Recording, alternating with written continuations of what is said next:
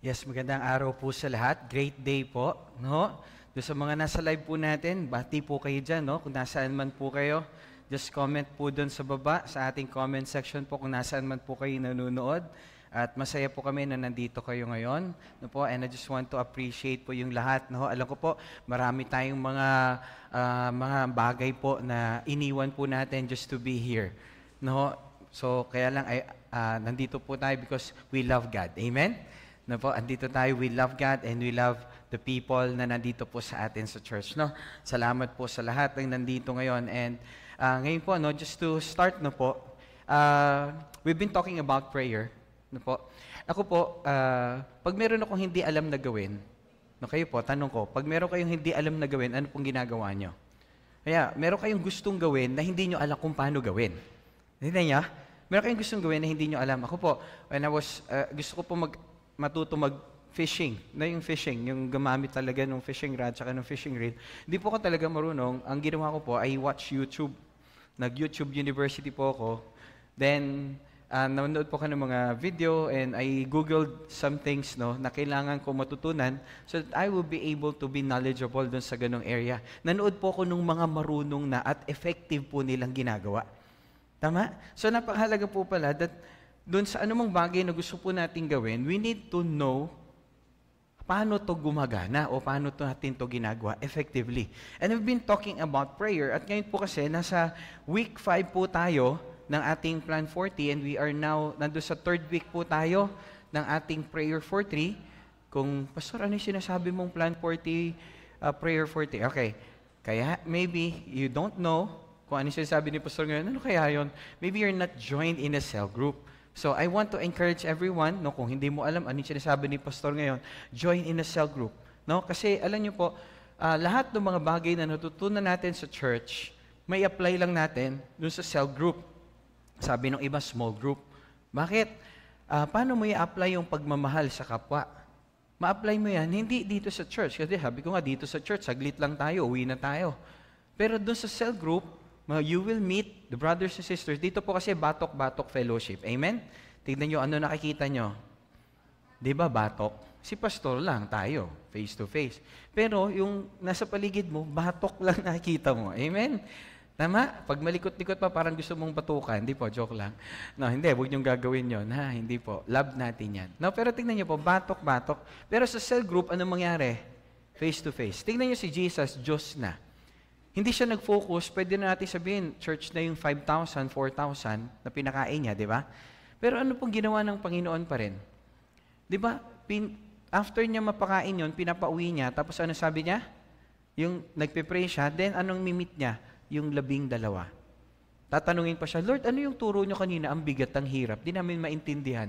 Sabi, halika na nga, dito kayo. Ang hina niyo naman. Di niyo naintindihan yon. Nabasa niyo? Isabihin si Jesus, Diyos na, nag-cell group pa. And yung 12, they changed the world. Amen? Want to change the world? Join in a cell group. Are you listening, mga kapatid? Na po? Kasi doon po natin i-apply, ano man yung mga natutunan po natin sa Biblia, doon sa ating pong small group. Amen? At sabi nga, kung sino yung mapagkatiwalaan sa maliit, mapagkatiwalaan sa malaki. Sabihin, doon lang po tayo, no? Yung small group na yon.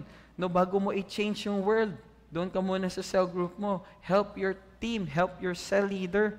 No, okay? Para po magawa po natin pinapagawa ng Panginoon. Kasi if we are not joined in a cell group, meron po malaking gagawin yung Panginoon. Kaya po ina-encourage ko yung lahat. Bakit? May gagawing malaki po yung Panginoon sa atin this year, 2024. And I want everyone po nakasama po doon sa great harvest na gagawin ng Lord. Amen? Now, sino rito gusto mo kasali ka doon sa great harvest? Taas yung kamay, yung talagang gusto mo, kasali ka. Yung taas yung kamay. O, sabi mo sa katabi mo, join in a cell group. Join in a cell group. Okay? Now, kung nandun ka na, continue to help your cell leader. Okay? And for the past weeks po, last year pa, no, at noong January, we started po sa 24-day prayer and fasting po natin. At nakita po natin, ang dami pong ginawa ng Panginoon. And we've been talking about prayer. At ako po bilang pastor, gusto ko po, yung prayer po natin, hindi lang tayo nagpe-pray. Gusto ko yung prayer natin effective. Tama. Sino ito gusto mo yung prayer mo effective? Ano yung sabihin? Answered prayer. No, dapat answered prayer. And alam natin, sa Bible po, may mga examples po ng mga prayer na talagang effective prayer. Just number one, like our Lord Jesus Christ. Pastor, hindi. Sige, bigyan natin ng example. Like Apostle Paul. At ngayon po, siya yung pag-uusapan natin. And most of his writings, 50% ng New Testament po kasi, siya po nagsulat. Almost 50%. Ibig sabihin nyo, ganun katindi yung ginawa nung life ni Apostle Paul. Why? Nakita ko rin, his prayer life. Kaya ito po yung pag-aaralan po natin ngayon. Gumawa po siya ng mga prayer that changed the world. No, gumawa po siya ng mga prayer that made the impossible possible. At because of his prayer life, he made Jesus Christ known sa buong mundo. Why? Because of his prayer. Kaya meron po tayong matututunan dun sa prayer po ni Apostle Paul. Kaya po titignan po natin ito ngayon. No, ako po personally, experience ko po na how God answered prayer, no? I remember nung bagyo po, I can't remember kung anong bagyo po yun, ang tindi po talaga ng ulan. And really, kung ang makikita nyo lang po sa bintana nun talaga namumuti. No? Yung pag tinignan mo yung bintana, hindi mo na makita yung nasa kabila. No? Lalo dito sa atin, pag tinignan mo, hindi ko na makita yung mga tangke ng mga, ng mga oil, no? No, hindi makita. Tapos, sabi ko, ang tindi talaga ng ulan. Tapos makikita nyo yung damuhan dun sa tabi. Since yung lugar namin, yun na yung pinakamataas dun sa area, no, tong Galilee. Pinakamataas na sa area natin to dito sa Manggahan. Nakita ko yung tubig umaangat na dyan sa drainage. So, may drainage, no? Nakita ko po, alam nyo, yung doon sa bahay po namin, dumidila na yung tubig. Bumaha na talaga. Talagang yung damo dyan sa katabi natin, talagang punong-puno na. At yung time na yun, talagang nakakakaba. Bakit? Siyempre, yung mga gamit ninyo, yung mga, of course, yung mga cabinet, everything, no, pag nabasa, yung mga damit, everything, no, talagang parang nakakaano lang, kasi parang nakakabigla. Kasi pag bumaha, talagang bigla. And tumatakbo yung wife ko, and she was really hysterical. No, hysterical siya, no? Talagang, parang nawala siya sa sarili niya. Talagang ganon. Sabi ko sa kanya, pray tayo, pray tayo. Magharap lang kami dun sa harap ng pinto, na andun na yung tubig, talagang dumidila na dun sa medyo mataas-taas ng konti yung pinto dun sa floor sa labas. Ganon, dumidila na. 1 inch na yung tubig sa labas. Sabi ko, pray tayo, pray tayo. And hinawakan ko siya, sabi ko, pray tayo. Lord, in the name of Jesus, Lord, minsan lang po kami humingi. Lord, tulad po ng inyong lingkod sa Elijah, Lord, lumalapit po ako sa inyo ngayon. I pray, God, in the name of Jesus, patigilin na po itong ulan. In the name of Jesus. Wala pa pong 10 seconds yung prayer namin. Then after namin mag-pray, we ask this in Jesus' name. Amen. Very simple prayer. Alam niyo po nangyari doon sa napakalakas na talagang ang tindi po ng ulan. Talagang puting-puti yung lahat. Tapos makikita niyo yung patak, parang kasing laki nung kalingkingan nyo, no, ganong kalaki yung patak. Biglang after na biglang tapos mamaya nakita nyo, patak-patak na, then nakikita ko na yung kabila. Nag-subside talaga yung ulan. Then after po na, hindi na umulan ng malakas. Umulan man, pero hindi na yung tuloy-tuloy. Then after that, nag-subside na yung tubig. Have you prayed a prayer like that? No. Meron isang pastor din, nakakatawa, shinare na, meron siyang anak na merong alagang goldfish. So, nasa fishbowl. Tapos, yung goldfish, andun sa fishbowl, nakalutang na. Ano na mangyayari pag nakalutang na yung goldfish? Susunod na senaryo, toilet na, di ba? No, pa-flush na yun. Tapos sabi ng anak, Pa, what can we do? Hindi niya masabi na, anak, wala na, konti na, wala na yan. Di ba? Again, hindi niya masabi, no? Sabi niya na lang, Papa, can we pray? Can we pray? Kasi pastor yung tatay. So, anong dapat gawin? So, ipag-pray. So, pinag-pray nila. Pinag-pray nila na mabuhay yung goldfish. Right? Yung bata rin, nag-pray. Yung mabuhay yung goldfish. Okay, paggabi na nun, ano sabi? Okay, Pa, what are we going to do? Ano gagawin natin sa goldfish? Okay, I will wait for tomorrow, then we'll see what God will do. Okay? So, di natulog na sila. So, natulog na sila. Then, madaling araw, kaya lang, Sunday yon. At Sunday, Easter Sunday. Linggo ng pagkabuhay. Amen? At alam niyo po, napakapangit na balita. Pag nabalitaan mo, linggo ng pagkabuhay, yung goldfish ay patay. Di ba? Kung bata ka, parang ang pangit na istorya, no? Linggo ng pagkabuhay, nabuhay si Jesus, namatay yung goldfish. Di ba? Parang masira yung pananampalataya ng bata. You know what? Yung bata, maaga pa gumising na, tapos tumakbo siya kasi nasa taas yung kwarto nila. Mabasa sa hagdan, no? Dug, dug, dug, dug, dug, dug. Pagbaba niya, tinignan niya yung goldfish. At sumunod, narinig ng tatay, wow, wow, wow, wow! The goldfish is swimming! Hello? Lumalangoy na yung goldfish. Hello po mga kapatid. Have you prayed a prayer like that? Naintindihan po natin yung misteryo ng panalangin at maring tanungin natin, bakit ang Panginoon tinutugon niya yung mga lalaking prayer, hindi yung mga maliliit? Maybe some of you naman nagtatanong, Lord, bakit ang tinutugon mo yung mga maliliit, hindi yung mga malalaki? Pero alam niyo po, hindi yun ang tanong eh. Alam niyo po kung ano tanong? When was the last time God surprised you in a prayer? Either malaki o maliit yan.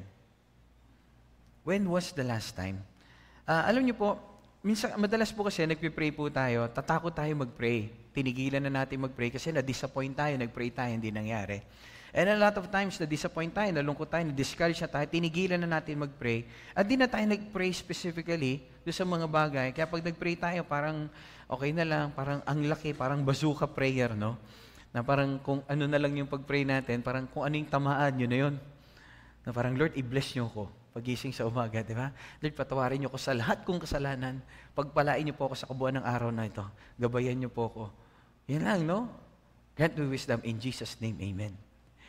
Di ba? So, tignan niyo po, no? Kaya lang, pag hindi tayo nag-pray pala ng specific prayers, we miss out on things. May mga bagay tayong na-miss sa buhay dahil lang hindi na tayo nanalangin. Kaya yung title ng topic ni Pastor ngayon is How to Pray Prayers That Work. Paano tayo magpe-pray ng mga prayer na talagang nagwo-work? Tama? No, paano tayo magpe-pray ng mga prayer na talagang nag-work? Sino rito gusto mo yung prayer mo talagang nagwo-work? Talagang answered prayer. Bibigyan ko po kayo ng gabay. Paano natin? Ito yung pag-usapan po natin ngayon. At tingnan nyo, susulat po ni Apostle Paul, and I just want us to see this in 1 Thessalonians chapter 3, verse 10. No. Okay, sabi po, night and day, we pray earnestly for you, asking God to let us see you again, to fill the gaps in your faith.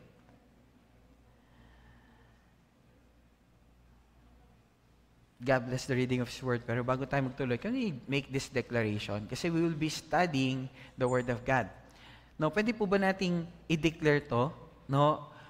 Kung kayo po, hawak niyo yung Bible niyo, physical Bible. Kung hindi man po, Bible app, libre lang po yan. Amen?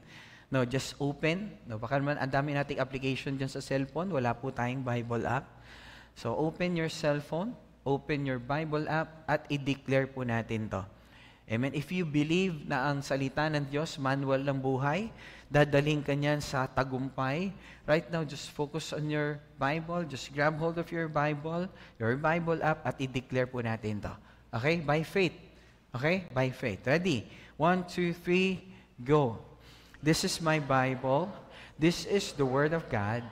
I am what it says I am. I have what it says I have.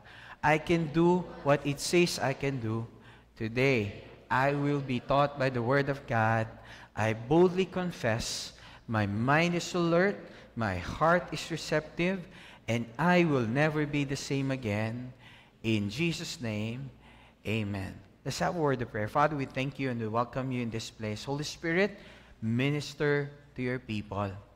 And I pray, God, na mangusap po kayo through my life. And wag po yung salita ko yung maihayag, kundi yung kalooban niyo, Panginoon. Because only your word remains for eternity, remains forever. At only your word has the power to change our lives. And I pray, hindi lang po maging information to, dagdag impormasyon, kaalaman, but Lord, yung message po ninyo will be a revelation sa bawat isa. Salamat po, Panginoon. Ito po yung aming dalangin in Jesus' name. And all God's people say, Amen and Amen. No? no, balikan po natin how to pray prayers that work. No, tingnan niyo po dun sa sinabi po ni Apostle Paul dito sa verse sa 1 Thessalonians 3:10. No, sabi niya po, night and day. Night and day, we pray earnestly. Pag sinabi pong night and day, umaga hanggang gabi. Yun yung laman ng kanyang isip.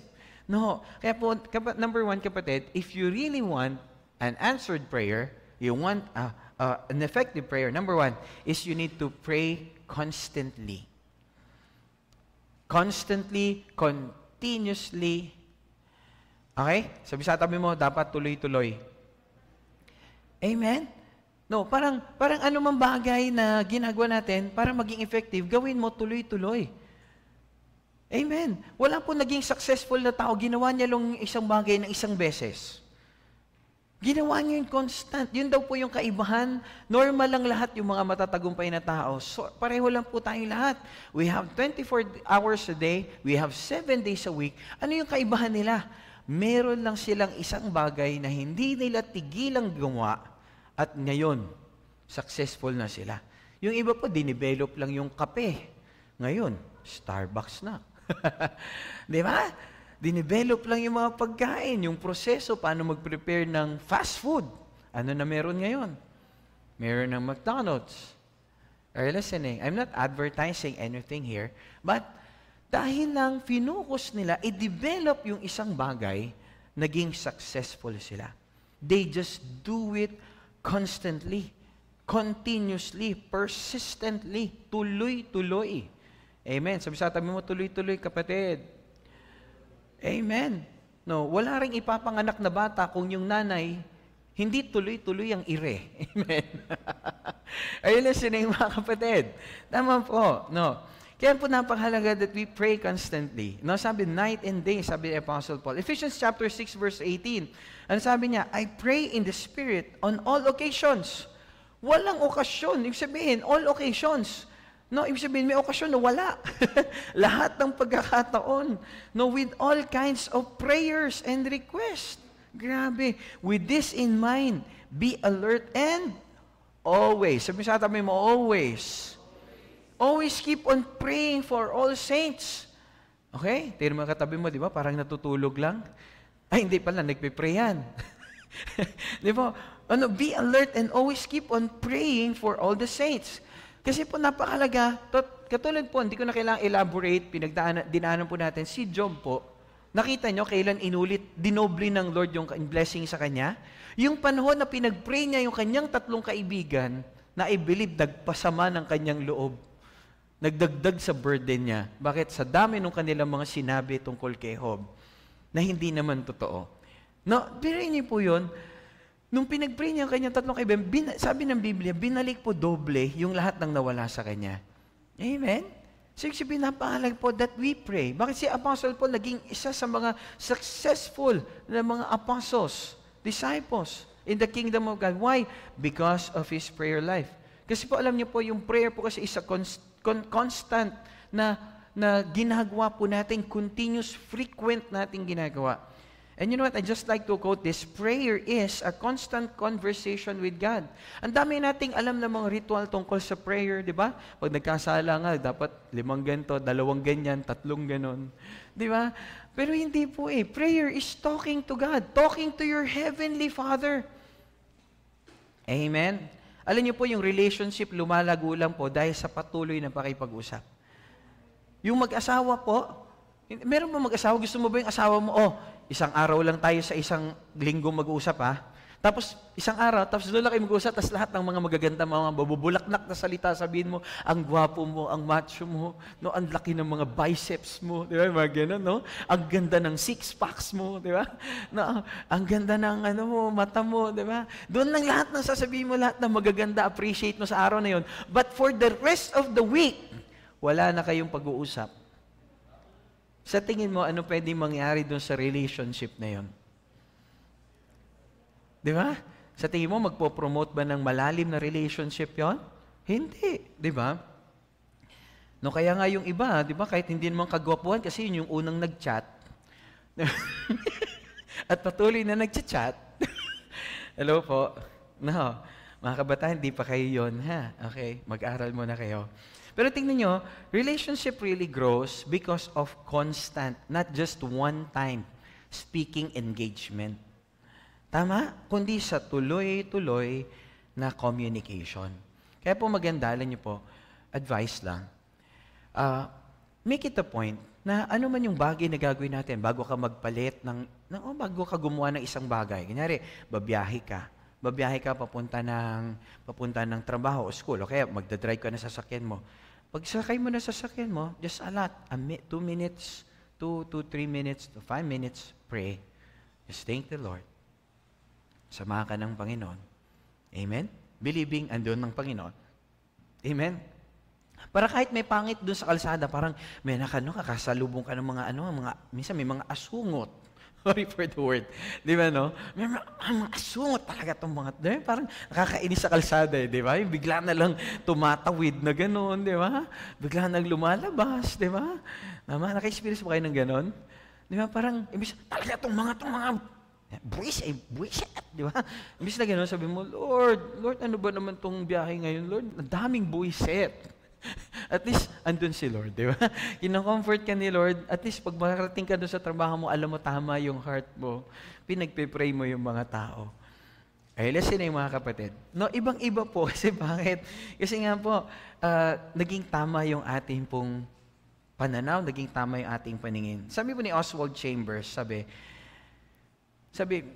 if in the first waking moment of the day, you learn to fling the door back and let God in, every public thing will be stamped with the presence of God. Sino rito gusto mo lahat ng bagay na ginagawa mo, andun yung presence ni God. May blessing ng Lord, may favor ng Lord. Ano gawin mo? Kaya sabi ni Oswald Chambers, wag mong yung aalis ka, tapos sarado na yung pinto, isama mo Panginoon.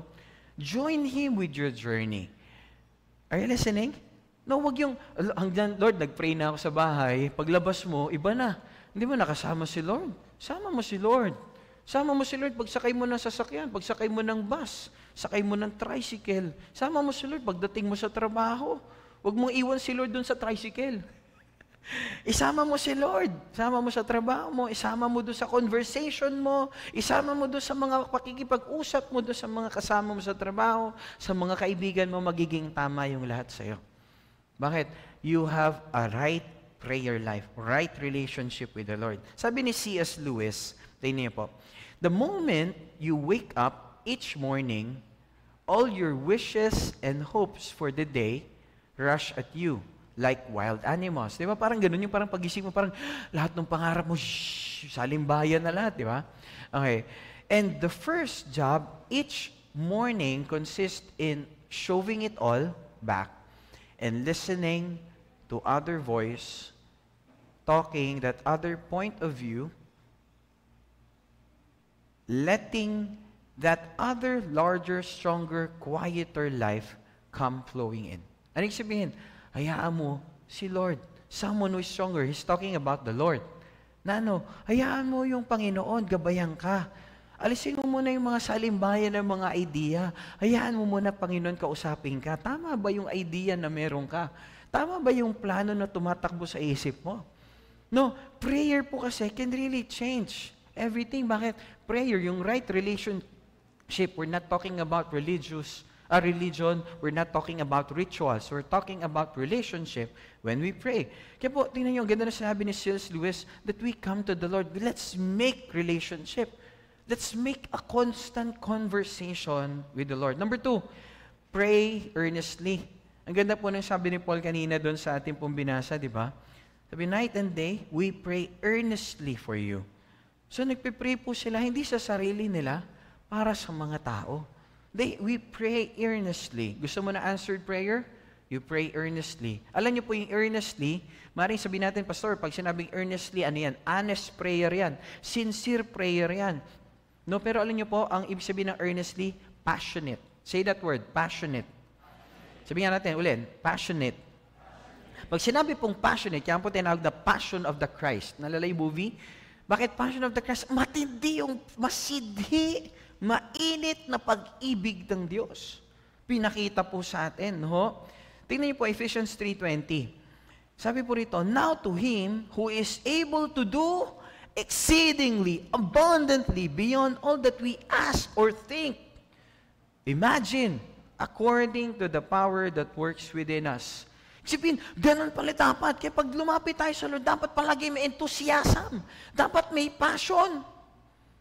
Dapat pag nag-pray tayo, may passion. Alam niyo yung hot air balloon? Sino nakita na ng hot air balloon? Bakit lumilipad yung hot air balloon? Di ba? Bakit hindi lumilipad yung hinipan mong balloon, pero yung hot air balloon, lumilipad? Pareho lang naman hangin. Anong difference nila? Kasi itong hinipan mo, hindi hot. Yun lang. Hot air goes up. Cold air goes down. Amen. Do you want your prayers to be lifted up? Bring passion on your prayer. Bring passion on your prayer. Dapat yung prayer mo hot. Hello po mga kapatid. Di ba? Kung gaano mo kagusto yung hot pandesal, dapat mas gusto mo yung hot prayer. Gusto rin yung Lord yan. Are you listening mga kapatid? Pastor, paano kung magkaroon ng passionate prayer? Number 1, pray out loud. Pray out loud. Don't just pray with your mind. Kaya meron akong narinig, nag-pray ng umaga. Nag-pray ng gabi. Nag-amen ng umaga. Bakit? No passion. Tapos meron pa, Panginoon, malapit po kami sa inyo. Walang ka-passion. Hello? Kung ikaw babae, gusto mo gano'n ng ligaw. Alam mo, mahal na mahal kita. Ang ganda-ganda mo. Ha? Hello po, mga kapatid. May chance kaya yon? Ngayon pa lang, boring ka na eh. Di ba? Tingnan niyo po, but how do we come to the Lord? Meron ba tayo talagang passion? Excited ka pa ba when you pray? Di ba? Kaya don't advise na mag-pray tayo yung isip lang. Open mo yung labi mo. Kung pwede, ilaksa mo yung prayer mo. Kung hindi naman, dun sa katabi, kaya mas maganda, may tamang lugar when you pray. Or just open your lips na tamang naririnig mo yung sarili mong tinig. Hello? Huwag yung pray na sa isip lang. Kasi madalas pag isip lang, ano na mangyari? Di ba pag nag-pray ka yung isip lang, hawak mo pa yung cellphone mo, tapos nag-pray ka. Di ba? Pag ganun-ganun ka cellphone mamaya.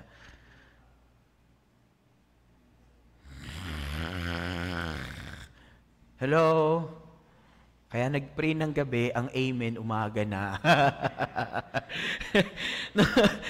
Okay, it's a pag gusto mo matuto ng passionate prayer. Okay, letter B. Pray the book of Psalms. Tignan niyo po yung book of Psalms. Grabe yung passion dyan pag nag-pray. Kasi yung mga tao nag-pray dyan, either they are in pain, either they are sorrowful, either they are in grief, mga namatayan, mga nawalan. Ganon yung mga tao na nagpe-pray dyan sa Psalm, pero sinabi nila sa Lord. And it is always full of passion. Yung Psalm 23, si David, the Lord is my shepherd. I shall not be in want. Bakit niya sinasabi yun? Yun yung panahon na bagsak siya. He makes me lie down in green pasture. Naalala niya, eto ko, hari ako ngayon. Oo, may mga nangyari sa akin. Naalala niya, dati akong pastol. Sino ako ngayon para maging hari? He makes me lie down in green pasture. Sinasabi niya kung ano yung ginawa na ng Panginoon. Naalala niya yung ginawa ng Lord. His rod and His staff, they comfort me. Hello? Inuulit niya kung ano yung ginagawa ng Panginoon. Kaya merong full of passion. Kaya advice ko po, let's pray. Quoting po yung mga verses in Psalm. Reminding us na po. And you can look at your concordance. Doon sa likod ng Bible, may concordance po na pwede natin gamitin. May anxiety ka, may trouble ka, pwede po natin gamitin. Okay? Number 3, if you want to have an answered prayer, number 3 is pray specifically. Pray specifically. If you're writing down notes, sulat nyo po ito. And if you're not writing down notes, isulat nyo rin po ito. Okay?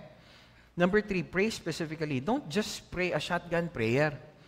Kasi minsan pag nag-pray tayo, parang shotgun nga, yung parang, Lord, patawarin niyo ako sa lahat kong kasalanan. Panginoon, hiningi ko po na pagpalain niyo po yung buhay ko. Samahan niyo po ako sa kabuuan ng araw na ito. Thank you, Lord. In Jesus' name. Amen. You need to pray specifically. Lord, Even your family mo. Actually, to tell you po, ang prayer ni Pastor, puro pangalan. puro pangalan. At yung pangalan ko, bihira po doon. Sa dulo na, minsan nakakaligtaan ko nga pag-pray yung sarili ko. But hindi ko man na pag-pray yung sarili ko, pero binibless ako ng Panginoon kung ano yung pinag-pray ko sa ibang tao. Hello po mga kapatid. Andyan pa ba kayo? No, kung ano yung pinag-pray ko sa ibang tao, binibigay sa akin ng Panginoon. Hebrews chapter 4 verse 16. Tignan nyo rito, ano sabi? Let us come boldly to the throne of our gracious God. There we will receive His mercy and we will find grace to help us when we need it most. When we need it most. Kaya pag nag-pray tayo, dapat specific tayo. We need to come to Him boldly. Alam niyo po kasi bakit? Tingnan niyo po, no? Kasi pag sinabing boldness in prayer is asking God to intervene. Gusto mo ang Lord kumilos dun sa sitwasyon mo. You want God to act. Paano malalaman yung sitwasyon na yun kung talagang in-answer na ng Panginoon? You did not even bother to pray specifically. Si Apostle Paul po, specific po yung prayer niya. Kaya anong sabi niya po doon sa prayer na binasa natin kanina sa Thessalonians? No, earnestly for you, asking God to let us see you again, to fill the gaps in your faith. Anong prayer niya? Lord, specific yun. Tugunan yung prayer niya sa ministry. Kaya po, pag nag-pray po talaga tayo, gusto mo na answered prayer, pray specifically. Ano man yung need mo at mabuboost yung faith mo. Bakit? Katulad ko, nag-pray ako specific. Lord, tumigil na tong ulan na to in the name of Jesus. Tumigil yung ulan. Na-boost yung faith ko. Naririnig pala ako ng Panginoon. Bakit dito natin po makita? Kasi when we come boldly sa Panginoon, we pray specifically. Kilala mo kasi kung sino siya. Kasi our faith will only grow in the level on how we know God. Gaano mo ba kakilala yung Diyos? Tama? No, gaano mo kakilala yung Diyos? Kaya mahalaga kilala natin ang Diyos. Kasi alam niyo po, ang Panginoon, gusto niya tuloy-tuloy tayong tumawag sa Kanya. Bakit niya tinuro yung ask, seek, and knock? Kasi gusto niya tuloy-tuloy tayong lumapit sa Kanya. Tuloy-tuloy tayong magtiwala sa Kanya. We need to be bold. Kaya nga sabi niya, ask, seek, knock. Be bold in your prayer. Tuloy-tuloy yan. Hindi, dapat yung pag nag-pray ka, dapat specific din. Di ba? Totoo ba, pag kumakatok ka, ano ba? Ano sasabihin mo ron? Ba't ka kumakatok? Wala lang po. Basta gusto ko lang po, tulungan niyo ako. Ganun lang? Hindi, di ba? Kaya ka nga tumakatok. You have something that you need. Ganun ba ang Panginoon? Di ba, parang humingi ka ng tulong, pag may problema ka, pag kumatok ka doon sa pinto, sabi niya, sino ka ba? Ano po ako, may kailangan po ako, may humahabol po sa akin, nandiyan na yung papatay. Di ba? Ganun ba? Sige, tumulay ka lang kumatok, baka mamaya pagbuksan ka namin. Pero I believe hindi ganun ang Diyos. Ganun ba yung Diyos? Anak, basta kumatok ka lang, baka sakali. Ganun ba, Panginoon? Utos niya bang tuloy-tuloy yun, tapos para ipahirapan niya lang tayo? Hindi eh. He really wants to answer our prayers. But we need to be bold. We need to be specific in our prayers. Are you listening, mga kapatid? We pray kasi gusto nating baguhin ng Panginoon yung sitwasyon, pero a lot of times din, pag pray natin, Lord, I want you to change me. Amen? Kasi hindi yung sitwasyon, kundi ang Panginoon, tayo mismo magbago. Ang Panginoon, baguhin tayo so that hindi na tayo bumalik dun sa sitwasyon na yun. Number 5, why pray for specific... 5, ito yung 5 why. Pray for specific prayers. Bakit natin kailangan mag-pray ng specific prayers? Maaaring natanong nyo, Pastor, bakit kailangan specific ako mag-pray? Bakit kailangan sabihin ko talaga kung ano yung gusto ko? No, parang ngayon, nasa prayer for 3 tayo. Bakit kailangan mo ilista yung pangalan ng people na gusto mo ipag-pray? Bakit pinagpipray mo yung pamilya mo specifically? Hindi mo lang pinagpipray na, Lord, i-bless mo yung pamilya ko. Ganon? Hindi. You pray for your tatay, your nanay, your kapatid. No? You're praying for your brothers and sisters, your mother and father. You pray for your relatives. Why? Because you want God to answer your prayer. Tingnan niyo po rito. In 1 Thessalonians chapter 3, verse 11-13, balikan po natin, sabi rito, May God, our Father, and our Lord Jesus bring us to you very soon. Anong prayer ni Paul? Ma-fulfill ka yung kalooban ng Diyos, maadala niya yung gospel, makabalik siya dun sa mga disciples to meet them. Kaya tignan niyo, sabi niya, And may the Lord make your love for one another and for all people grow and overflow, just as our love for you overflows. May He, as a result, make your heart strong, blameless, and holy as you stand before God our Father when our Lord Jesus comes again with all His holy people. Amen. Anong pinagpipray ni Paul? Kasi nga alam niya merong plano, may purpose ang Lord. Sino rito na alam, may plano at purpose ang Lord sa buhay ng katabi mo? O, sa buhay mo, taas yung kamay. Naniwala ka, may plano yung Diyos sa buhay mo, taas yung kamay.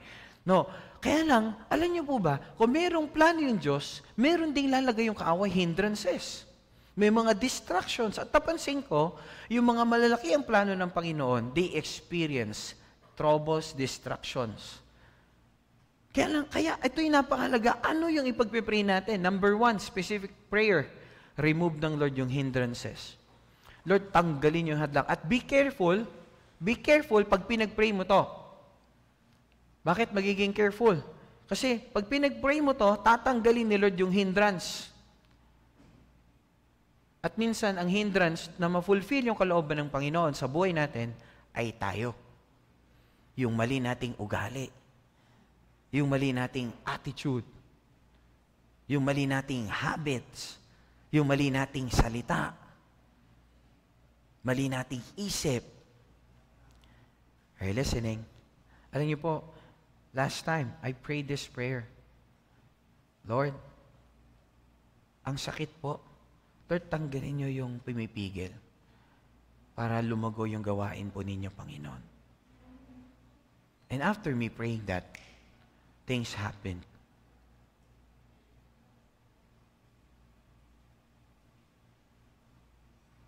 And God really spoke to me. Kaya sabi ko, Lord, ingat din pala sa pagpipray. Pero ang bilis tumugon ng Panginoon. Bakit? Pinagpipray mo kasi, Lord, tanggalin niyo yung mga hindrance. At ako personally, ang nakita ko, ang binabago ng Lord, hindi yung sitwasyon. Binabago ng Lord ako. No, yung hindrance. Pag-pray natin, tanggalin yung hindrance. Tignan niyo ito, Acts chapter 20, verse 1. Kasi merong gustong gawin si Apostle Paul. Alam niya, merong tawag ang Panginoon. So ngayon, nagkaroon ng mga challenging situations sila, Apostle Paul, nagkaroon ng uproar. Pero sabi dito, when the uproar had ended, Paul sent for the disciples and after encouraging them, said goodbye and set out for Macedonia. Meron talaga siyang nakikita. Merong plano yung Panginoon sa kanya. Kahit merong uproar, pinagpe-pray niya. Ngayon, nag-subside yung uproar, yung crowd na talagang gusto silang patayin, gusto silang sirain, gusto silang pigilan. Ano nangyari? Nag-subside ang lahat. After nun, in-encourage siya yung mga disciples, umalis na siya. Goodbye. Pumunta na siya na Macedonia. Why? Because he's praying according to the will of God. At tanggalin yung mga hindrance na mapangyari yung kalooban ng Panginoon. And be careful of this prayer kasi a lot of times ang hindrance nga ay tayo. Number 2, na kailangan natin pray specifically, pray for God to increase your love. To increase love. Bakit po natin pagpipray na increase yung love? No, bakit? God is love. Amen? God is love po. And He will answer prayers kung hihingi tayo that, Lord, increase my love. Increase my love sa inyo, increase my love sa kapwa, at yung mga nasa paligid po, Lord, increase nyo po yung love nila sa inyo at yung love nila sa isa't isa. No, kung titignan po natin, parang ganito po kasi, parang, ano yung tawag pag ikaw ay dumagdag ng timbang, pero hindi lumaki muscle mo? Anong tawag doon? Taba. Tama mo ba? No? Dumagdag yung timbang mo, tapos hindi ka nag-gain ng muscle, ang tawag doon ay taba. Okay po, no? Tignan niyo po, sa buhay din po, ano kaya yung buhay na nakuha mo yung lahat? Nagkaroon ka ng lahat. No? Umunlad ka rin sa kabuhayan, umunlad ka sa posisyon. Pero hindi ka naman nag-grow sa love. Anong tawag doon? Hindi pa rin yun ang kalooban ng Panginoon. Hindi ka lumakas. Dumagdag ka nga ng timbang, pero hindi ka lumakas. Naintindihan niyo mga kapatid? Taba lang yun. Okay po ba mga kapatid? Kasi ang gusto ron, ang prayer ni Paul, that you become stronger.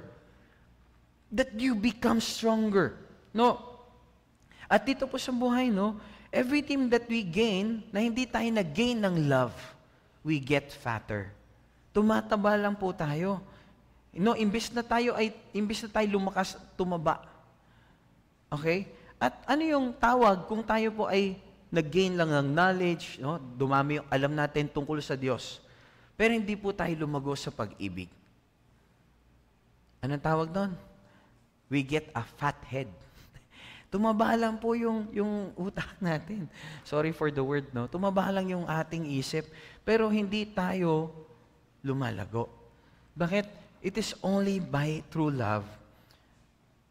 No, kaya pag-pray natin, Lord, I pray that I will increase in love. Pwede po ba natin ipag-pray yun? No, kasi ngayon po, nagpe-pray tayo sa people, we are designed na magamit tayo ng Panginoon. Hindi pwede po na hindi tayo nagmamahal sa kapwa. And I want GUCCL, makilala tayo, simbahan na nagmamahal sa kapwa. Simbahan na nagmamahal sa kapatid. Ito yung tanong ko sa inyo.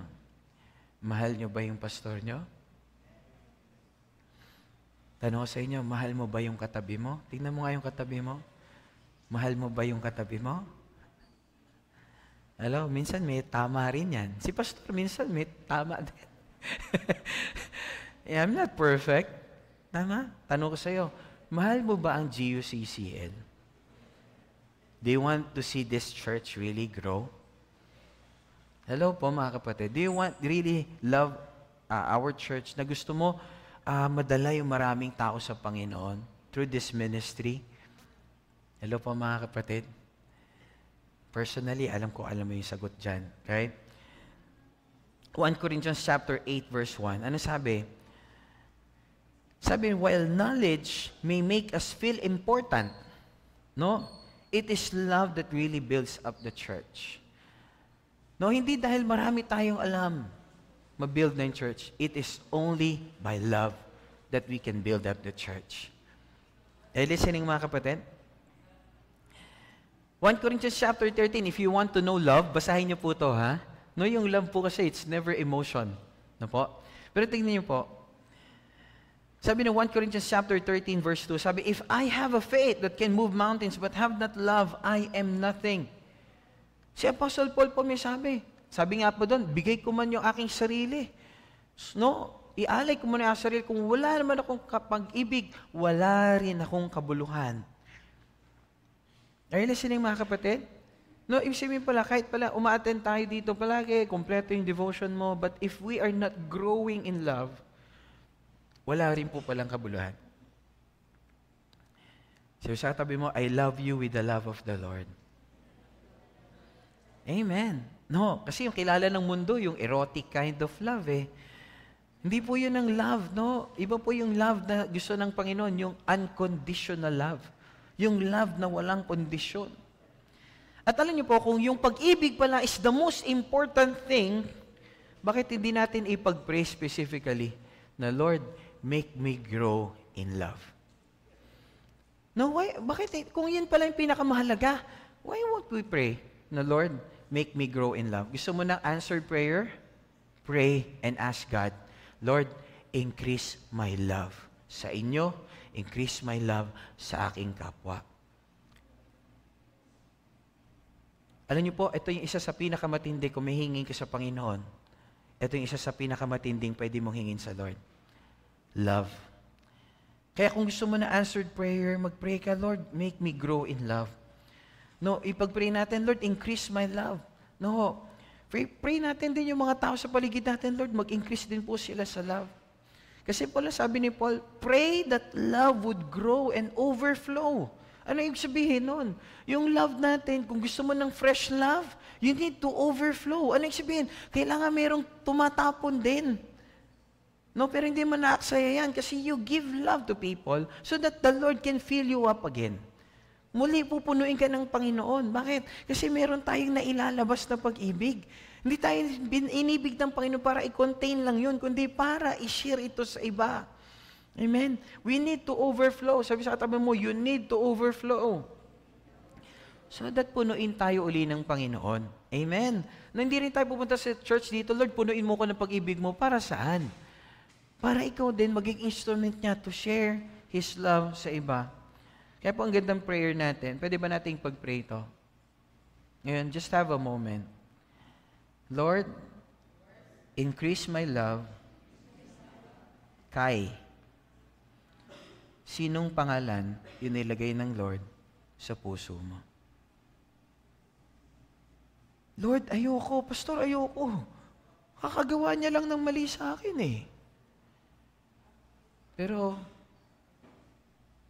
nilagay ba ni Lord sa'yo yung pangalan na yan?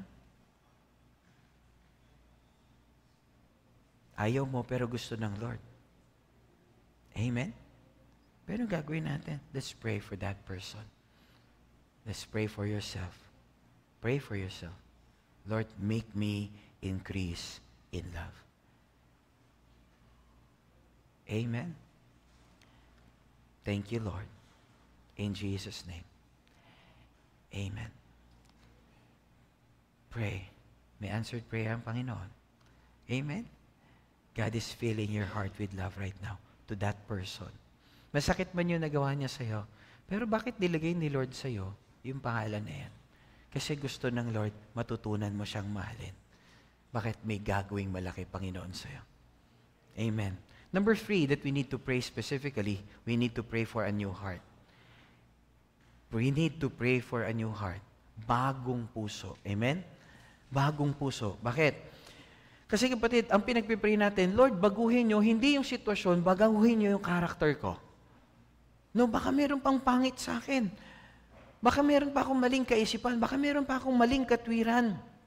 Lord, make me, no, kasi gusto ko baguhin mo ko, Lord, so that yung fruit ng Spirit, yung love, yung joy, yung peace, yung patience, yung kindness, yung goodness, yung faithfulness, yung gentleness, yung self-control, lahat kita sa akin.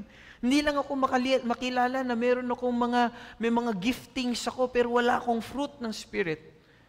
No, gusto natin, Lord, I want to be identified a person na talagang merong buhay na katulad ni Kristo. No? Alam niyo po, ito yung greatest miracle. Kasi minsan, ang pinagpipray natin, Lord, yumaman ako, umunlad ako. Pero alam niyo po, di ba meron kang kakilala, ang yaman ng tao na yan. Pero alam mo, ang yaman niya nga, pero sama naman ng ugali. Ang dami niya nga property, pero ang yabang. Tapos sinarito gusto ma-identify ka, itong taong to, hindi naman ganun kayaman. Tama lang, o kaya mayaman din. Pero wala kang makitang yabang. Very humble. Kaya pa rin abutin yung mga taong nasa baba, nakikipag-usap pa rin sa tao, gumagawa pa rin para yung mga tao matulungan niya. Ano gusto mo ma-identify ka? Yung una o yung huli? I believe yung huli, di ba? Pero kaya ipag-pray natin, Lord. Greatest miracle po kasi yan eh. Hindi yung nakakita yung bulag, nakalakad yung lumpo, gumaling, nabuhay yung patay. No, nagkaroon ng financial breakthrough. Hindi po yan ang greatest miracle. Aanuhin mo yan kung masama pa rin yung ugali mo. Amen? Madadala mo ba sa langit yung lahat ng tagumpay mo na yon? Pagdating sa lupa, ang dadali natin doon yung karakter mo. Yun ang ihaharap natin sa Diyos. Kaya kapatid, greatest miracle to, alin? Yung binago ng Diyos yung karakter mo. Bakit? Pagdating mo kasi doon sa langit, alam mo, ang galing. Kilalang-kilala ka ng Panginoon. Amen? No, kaya sabi mo sa katabi mo, pwede mo bang pag-pray yung nasa kanan mo? No, pwede mo bang pag-pray yung nasa kanan mo? No, pag-pray mo yung nasa kanan mo, pag-pray mo. Come on. Lagay mo lang yung kamay mo sa balikat niya, sabi mo sa kanya, doon yung nasa kanan mo, Lord, I pray, itong kapatid kong to, bigyan niyo ng bagong puso, Panginoon. Give him a new heart. In Jesus' name. Amen. Yung nasa kaliwa naman, pag-pray mo rin, Lord, I pray, ito sa nasa kaliwa ko po. Lord, grant him, Lord, a new heart. Change his heart, Lord. In Jesus' name. Amen. Amen. Kasi sayang po, sabihin ko nga, kung dumami man tayo sa GUCCL, tama, dumami yung tao, thousands upon thousands, pero hindi na bago yung attitude at character natin, dumami lang tayo. Are you listening, mga kapatid? Kaya po maganda, bago natin ipag-pray yung needs natin, pag-pray natin yung needs ng iba. Tama ba yun? Tapos ipag-pray natin, bago tayo mag-pray din na bless tayo ng Lord, Lord, i-change mo muna yung character ko. I-change mo muna yung puso ko. Amen? Kaya nga sabi ko sa inyo, di ba? Lord, huwag niyong alisin yung utang ko. Lord, alisin niyo yung attitude ko na umutang. Dahil yun di yun na solusyon. Eto, kapatid, payo, gusto mo makalaya sa utang? Huwag ka nang mangutang. Yun lang yun. Oo. Yun lang una mong gawin. Huwag kang mangutang. Then after nun, gumawa ka ng, pag-pray mo, hingi ka ng wisdom kay Lord para makabayad ka sa utang mo. Okay ba yun? Huwag ka na mangutang. Ang dami mga kapatid, nakatulong po yung payo ko na yun. Anong unang step para makalampas ka sa utang? Huwag ka nang mangutang. And ask the Lord for wisdom. Ano yung meron ka ng skill na pwede mong ipagamit sa Panginoon so that you can be a blessing. No? Isa po, hingin din natin, Lord, change my heart. Kasi Lord, maaaring mabayaran ko yung utang ko, pero pag hindi pa nabago yung attitude ko, babalik ako sa utang. Hello mga kapatid? No. Kaya tignan po natin, no? So, change natin. No, baka mamaya kasi may attitude tayo, mali naman. Yung, nung para bang makasunod lang sa uso, lahat sila may cellphone, lahat sila naka-iPhone, utang. Hindi po eh. Hindi mo pa naman ready, di ba? Hindi ka pa ready doon. Pero, no, I pray, no, makuha po natin that God will change our heart. Number 4, we pray for God's best will. No, number 4 that we'll be praying specifically, we pray for God's best will. Alam niyo po, meron ako, no? Kung si Lord pala gusto niya yung best, binigay niya nga si Jesus, bakit pag nag-pray po tayo, pag nangingi tayo, parang yung prayer natin napipigilan? Parang, minsan pag nag-pray po tayo, parang yung prayer natin, apologetic prayer. Alam niyo yun, yung parang pag nag-pray ka, Lord, kung gusto niyo po ba to? Lord, kung gusto niyo po ito, bigay niyo po. Pero kung hindi po, okay lang naman po, Panginoon. Tapos, Lord, hiningi ko rin po ito. Pero, Lord, kung hindi po ayon sa kalooban niyo, okay lang din po, Panginoon. Lord, hindi ako magagalit, hindi sasama yung loob ko. Kasi alam ko naman yung, Lord, kayo talaga masusunod, Lord. Lord, bahala na po. And anyway, Lord, bahala na po. In Jesus' name, Amen. Is that really what God wants you to pray? No. Alam niyo po, huwag tayong mag-apologize in prayer. Just pray God's best. Alam niyo po ang problema kasi, kaya po nagkaroon ng problema, unang kasalanan sa Garden of Eden, alam niyo po kung ano ginawa? Dinaya sila ng kaaway. Ano sabi ng kaaway? Pwede niyong totoo ba na pwede niyong kainin lahat? Yung 99.9. Pwede niyong kainin lahat, liban dito yung 0.1. Ganon talaga kaaway. Darating po talaga, yun ang kalaban ng tao, deception. Bakit? Ano sabi niya? Totoo ba, liban dito sa bunga ng puno ng, ano raw yung puno yon? Knowledge of good and evil. Anong kasama ng good?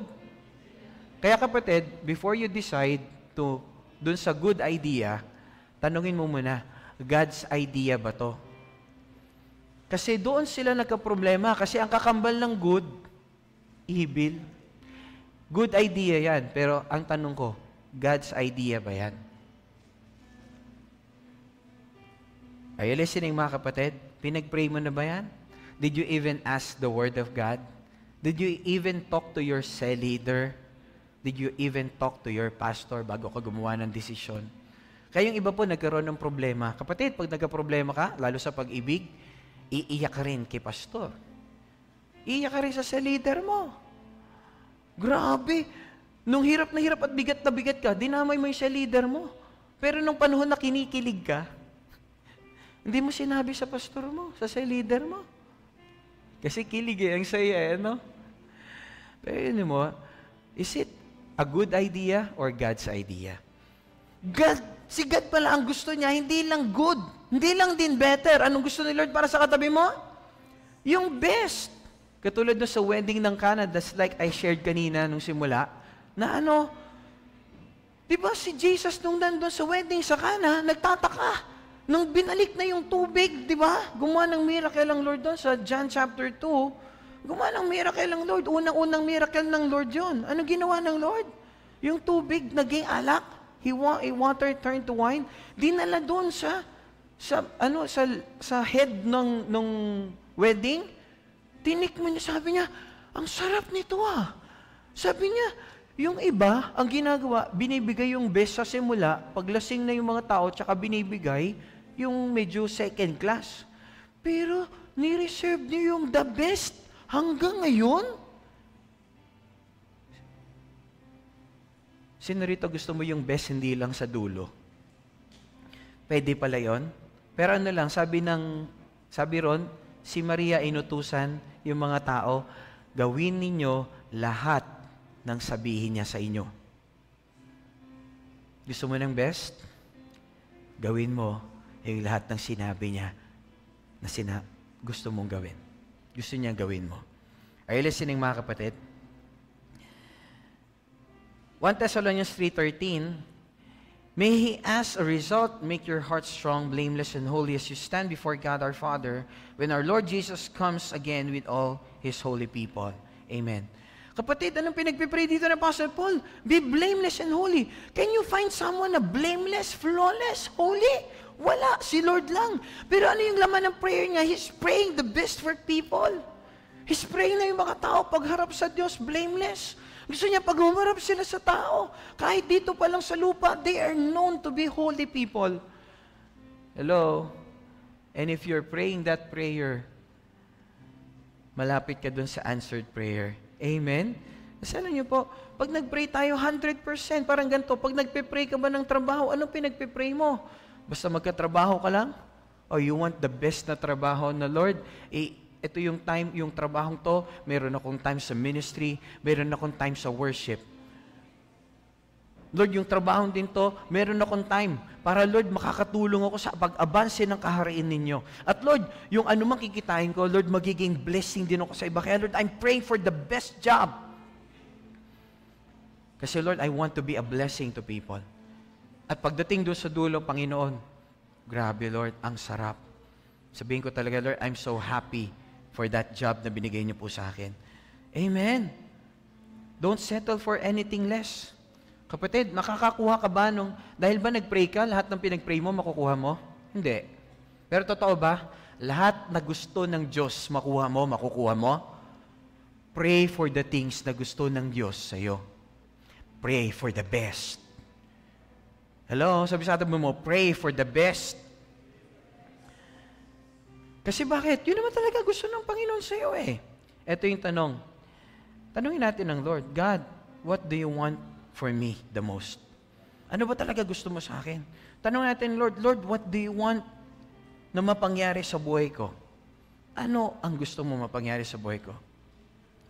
Maybe ngayon, ikaw lang yung kaisa-isa nagpe-pray nun. You are unique. Magamit ng Lord, kung anong prayer mo, kung anong pinagpipray mo, gagamitin ka ng Panginoon. Siya lang naglagay niya sa puso mo. Walang iba dito sa lugar na to. Pero alam niyo po, you need to pray the best. You need to pray for the best. Lord, I want to have that best job. I want to be your instrument, Lord. I want to be a blessing sa GUCCL. I want to be a blessing sa napakaraming tao dito sa amin sa Rosario. I want to be the best leader. Hello po mga kapatid. I want to be the best student that I can be so that maging blessing ako doon sa campus ko. Really praying that? And you're near sa answered prayer. At panglima po, eternity in mind. Ano iniisip mo? Eternity. Alam niyo po, every time that we pray, na meron tayong eternity in mind. No? Ang Panginoon, near tayo doon sa pagtugon ng Panginoon. Kasi tignan niyo po, minsan pag nag-pray tayo, parang pangbukas lang, o kaya pang kinabukasan lang. Pero alam niyo po, iba pala pag nag-pray ka, pag ang nakikita mo, yung dulo na, yung eternity na. No, kasi dapat pag nag-pray tayo, dapat ganun yung mind natin, hindi lang sa future, kundi for eternity. No. 1 Thessalonians chapter 3, verse 13, ano sabi ni Apostle Paul? May He, as a result, make your heart strong, blameless, and holy as you stand before God, our Father. Ano yung pinagpipray niya? Dumating na kayo doon sa time, nakaharap na kayo sa Diyos. Eternity na. Gusto ko blameless and holy kayo. When our Lord Jesus comes again with all His holy people. Sinasabi niya yung end times na. Totoo po, malapit nang dumating ang Panginoon. Nandito na po lahat ng sign. No, pero we need to have that eternity in mind. No, ganun po nag-pray si Apostle Paul. Kaya pag nag-pray tayo, Lord, gusto ko yung trabaho na talagang, Lord, pagdating doon sa dulo, I will really thank you. At sasabihin niyo sa akin, good and faithful servant. Mapagkakatiwalaan sa maliit, pagkakatiwalaan sa malaki. Lord, gusto ko pagdating doon sa dulo, ganun sasabihin niyo sa akin kasi naging leader ako. I became the best leader. Bakit? Lord, kasi pinagpipray ko, Lord, gusto ko yung mga kaibigan ko magkaroon ng relasyon sa inyo. Lord, gusto ko yung pamilya ko magkaroon ng relasyon sa inyo. Bakit? Lord, kasi gusto ko, hindi ko lang sila dito kasama. Hindi lang dito sa lupa. Kasi Lord, gusto ko kasama ko sila hanggang langit. Best friend ko siya hanggang langit. Pamilya ko sila hanggang langit. Kapatid, pag ganyan ang prayer mo, ibang level ng prayer na yan. Yan yung prayer na malapit sa katugunan ng Panginoon. Are you listening? Why? Hindi mo lang pinagpipray, Lord, madala ko lang sila sa church. Lord, madala ko lang sila sa cell. But ang pinagpipray mo, Lord, I want them makasama ko hanggang langit. Malapit na yung prayer mo sa katugunan. Bakit? Because yan ang gusto ng Panginoon. And Lord, maybe, Lord, gusto ko matutunan magpatawad. Kasi pagdating mo doon sa dulo, Lord, thank you dahil natuto ako magpatawad. Kasi yun ang hinahanap ng Panginoon. No?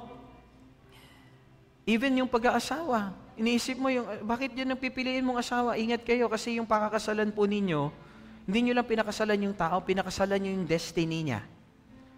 Kaya bearing in mind, Lord, gusto ko yung partner ko, magiging katuwang ko sa buhay hanggang dulo, Panginoon. Magkasama po kami, Panginoon, sumasamba sa inyo sa langit. Kaya magiging tama yung pananaw mo. Because you're praying the best. Hindi ka lang nagpipray, magkaasawa ko. Hindi, nagpipray ka yung best. Yung kasama, Panginoon, sa purpose ninyo sa buhay ko.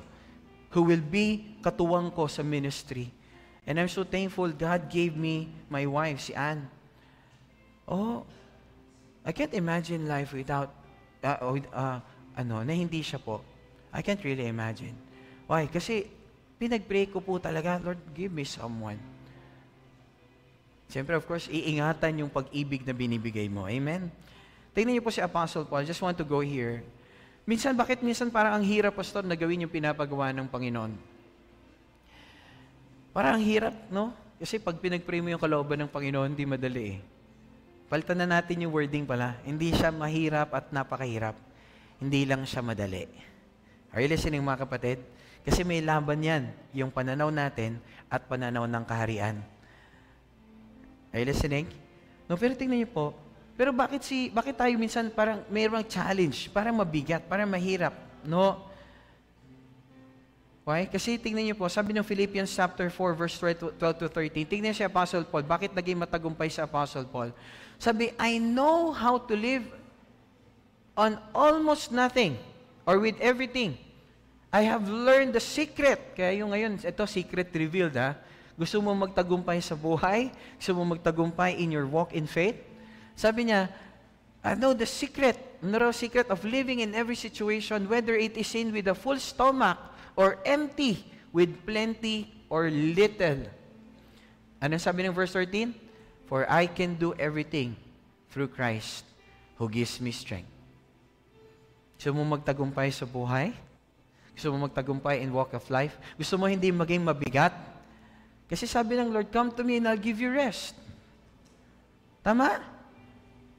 Kaya lang bakit minsan parang mabigat? Maybe sarili nating lakas yung ginagamit natin. Hindi lakas ng Diyos.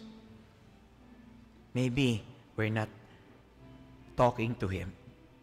We're not having an intimate relationship with our Father in heaven. Mahal ka niya, kapatid. And His love is enough. Amen? Mahal ka niya. And you know what? In a family, no, meron ako tinanong ko lang, sabi ko, kasi sa family nila, merong parang differently abled. Sabi ko, di ba po mas matanda sa inyo yung kuya niya? Oo. Yung kuya nyo, mas matanda sa inyo, pero medyo, differently abled. Sabi ko, pareho ba kayo itrato ng mga nanay at tatay ninyo? Sabi niya, hindi. Iba yung treatment sa kanya. Ano gusto ko i-point out? Kilala ka ng tatay mo. Alam niya kung nasaan ka. At hindi ka niya ikinukumpara sa iba. Hindi kanya kinumpara kay pastor, kaysa sa leader mo. But He loves you nasaan ka man ngayon. And He understands you. Pero ano lang, lumapit ka sa Kanya. Mahal na mahal na mahal na mahal ka niya. Alam niya kung nasaan ka ngayon. Alam niya yung status ng faith mo ngayon. At naiintindihan ka niya. Hindi regardless yan, gaano ka katagal dito sa church. Hindi yan usapin ng sino matanda. Alam niya kung nasaan ka ngayon. Pwede ba tayong lumapit sa Lord ngayon? And let's pray this. Ulitin yung sasabihin ko, and let's pray this na nagpapaayos tayo sa Panginoon. Lapit natin yung sarili natin sa Lord. And just pray with me.